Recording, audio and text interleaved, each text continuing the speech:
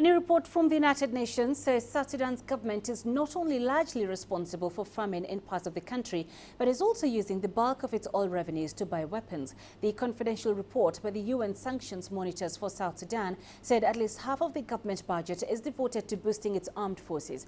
Our correspondent Liling Tan has the details. The UN says the famine conditions plaguing parts of South Sudan is a result of the protracted conflict that began in 2013. Now, Reuters reported that evidence from this UN assessment showed the famine is a result of the cumulative toll of military operations in southern Unity State, the displacement of South Sudanese fleeing violence, and the denial of aid access to them. The UN has said that South Sudan is now the world's fastest growing refugee crisis due to the vicious combination of fighting and drought. 1.8 million people are displaced and more than 5 million people face food shortages.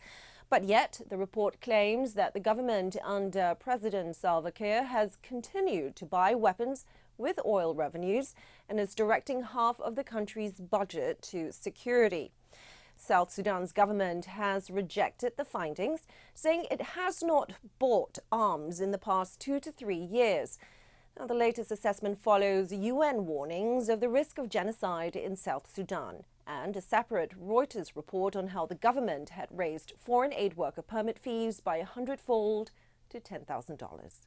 Liling Tan, CGTN, New York.